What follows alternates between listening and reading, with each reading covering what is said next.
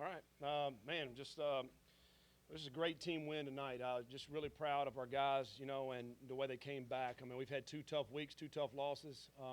They came down to the inside of 25 seconds on both of those losses. And we talked about it the off week and then last week. Our guys came back with a lot of spirit, a lot of energy, and I thought they showed it tonight. I was really especially proud of our defense tonight.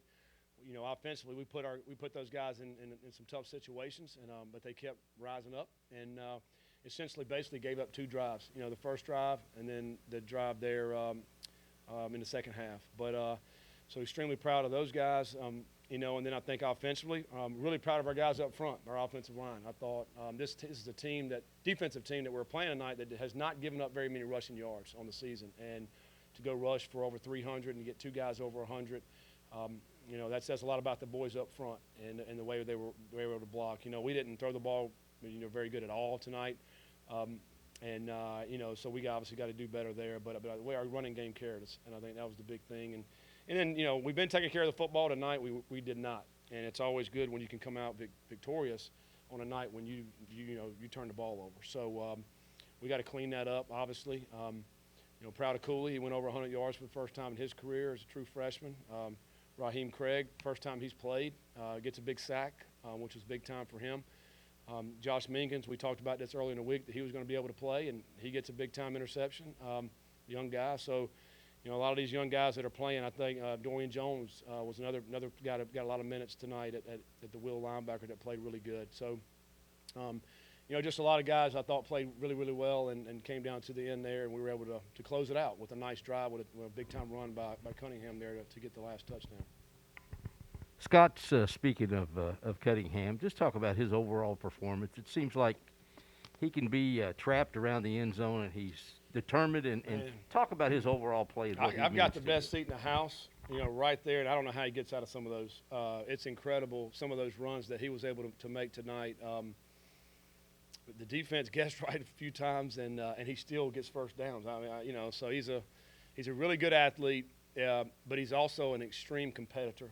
And I think that just fuels him to try to get first downs and to make the play. And sometimes that gets him in trouble, but you love the spirit that he has and the way he plays like that. And, we tried some things in the passing game and probably, I thought number 10 made a great play. We're going to take a shot for Tyler Harrell down there. It was a great interception. We're trying to hit Marshawn on a little bender. And number 9 played it great. He jumped the route, and so those are 2 unfortunate throws there and that were picks, but good plays by the defense. Sometimes they get it right, but, he can't stand it. And I think, again, speaks to his competitiveness. But, man, super proud of the way he played. He's again, we feed off the way he played, his competitive spirit. And I think that's what we want in this football team. Follow up on Malik, the option pitch that he had was kind of that was old school, wasn't it? Old school wishbone quarterback kind of thing. Do you ever think about adapting the offense more to him in that way? No, but we sprinkle a little bit of it in. Just like that play right there was. I joke with him because when I played, that was my play. That was the play we ran back 35 years ago. Whenever I played, I mean actually it was about 25, but 25 years ago. But it's kind of the late pitch, and what's funny on that play, we kept telling them, listen, they're going to run to the pitch. You're going to run the football. Well, we'd already run it a couple of times, and then the guy came to him, and he looks out there because we told the running back, make sure you're stretching it, and he's almost to the sideline. And Malik's like, Coach, he's way out there. So he had to throw it like this, and so it just kind of one of those arcing deals, and it came right to Mitchell and almost took it to the house. But that's a thing of beauty if you like option football. And but no, we want to be a spread pro style offense, but with the ability to run some option and the ability to run some zone read option, and that was just a belly G type option play that we haven't run much. We ran it last year against them and had some good success against it, and so we brought it back. And man, that was matter of fact, the second drive, first play, Malik goes for 25 on the same play, so it was a good play the way they set up their defense. Hey, Coach, Dalton Pence, Cardinal Sports Zone. You mentioned on Monday that Josh Minkins was a guy that was, basically, forcing you all to play him with how he had been performing, and just talk about, with his injury history early on this season to be able to get that interception, in a pivotal spot in the fourth quarter. How happy are you for him? Oh man, I'm extremely happy for him because, anytime a guy that's worked the way he's worked the last 3 weeks, it's awesome because you want to reward guys for working that way.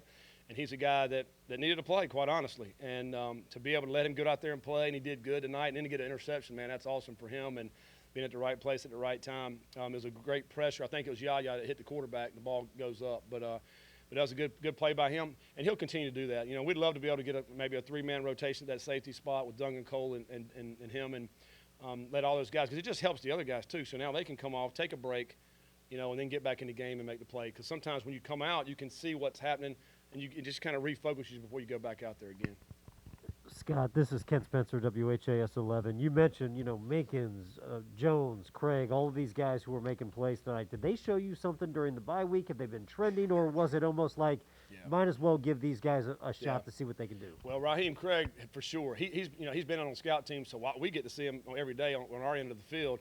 And when he, one thing he can do is pass rush, and so we're like, listen, he hadn't played much at the beginning, so we got 4 games to play him and still get a red shirt out of him. So we're like, let's put him out there and see what happens in our dime package, where we're putting more speed on the field, and he's part of the dime package because of the way he can rush the edge. And that, I don't even know if the tackle even barely touched him, when he got that sack. And so, because we have a hard time blocking him, he's undersized defensive end. That's why he basically needs a year to try to bulk up. But he's got a lot of quickness and a lot of speed. But, yeah, Minkins, same thing. So these guys are starting to show, when you want to reward them and put them out there, they're helping us win games, which is awesome. Coach Pat Jaggers, ESPN Louisville. Looking back at the NC State game for Boston College, when Grissel faced a lot of pressure, he didn't perform very well. And earlier in the week, you talked about against Virginia, really, looking back, probably should have brought more pressure there. How much of it was looking at film and saying, you know what, we're going to bring a lot of pressure because Grissel struggles with it, versus just looking back at Virginia being like, you know what, we probably should have brought more pressure? Well, I think it's probably both. I think, now that quarterback 2 weeks ago was different than this quarterback. That kid's good, man, at Virginia. He's a really good player, has a lot of poise, and so, we're trying to do a little bit of too much probably when we go back and play them. We're trying to drop 8. You're trying to bring pressure, So where's the fine, happy medium? But tonight we wanted to be aggressive. That was just the game plan. That's to be aggressive defensively. We knew we had to stop the run. That was a big thing that we were worried about. So let's get a lot of guys around the box, stop the run. And then since you're there, every now and again we're going to keep bringing some pressure with them. And I thought our pressure got to them. I don't know, we had 5 sacks maybe tonight. Which was awesome. That's 2 games in a row with 5 sacks. But this team obviously didn't throw it as much as Virginia. But putting that pressure on them, I think. Obviously put them in long yardage situations in the first half. I don't know how many they didn't convert many third downs because they were in long yardage situations, and I think, 3 for 14 on the night. So, continue that a little bit in the second half as well, getting them off the sticks. Scott Cameron with the Courier-Journal, kind of off that. This defense waited 2 weeks and just heard everything people were saying about them. Would you feel like they came out with a little bit more motivation? And for them, it's probably the first time, maybe the second time this year, they put 4 full quarters. Is this what you think this defense can be on a consistent basis? Well, I think our coaches did a great job this last week. I think our kids did. Obviously, if you're hearing it for 2 weeks that you're not very good on defense, you want to do something about it. And but I also think this offense we played is not like these offenses we've played. I think that's a big thing to look at. Ole Miss, Wake Forest, Virginia. Who was the other one? UCF with Dylan Gabriel. Yeah.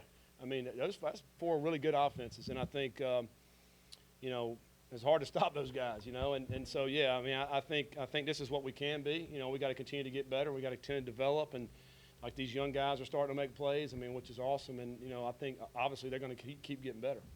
And another question, Scott. Obviously, Court Dennison didn't coach today. Kind of just what's going on there, and do you know when he'll be back? Yeah, no, Court just asked for a leave of absence, and we granted that to him, and but we don't have a timetable for the return. Scott Dominic with the Courier-Journal. Looking at the offensive drives where there was a few dry spots, but then at the end where you were able to have that touchdown, what was done differently to where you guys were able to have a little more success, like on that last drive? Yeah, I think the last drive we're trying to get in some formations that we thought we could have success in, and we hit a couple of those plays. And I think, once you pop a few plays, then we just got in a good rhythm. And then once we got down, they started taking their timeouts.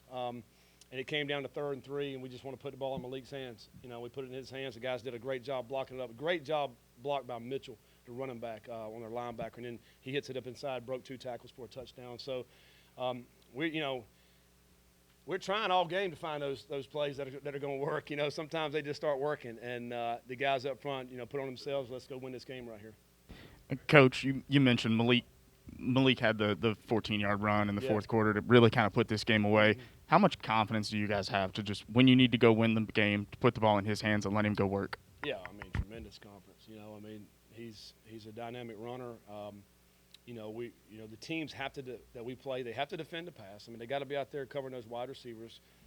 And so when they do that, you know, it's going to free him up to make those runs. And we designed that one run that he scored on. Actually, that was a run that we practiced all week inside the 3-2-1 yard line going in. We knew it was desperation mode for them. They were probably going to play goal line defense, so that's why we called that play. And then Malik did the rest. It was a great run, great block.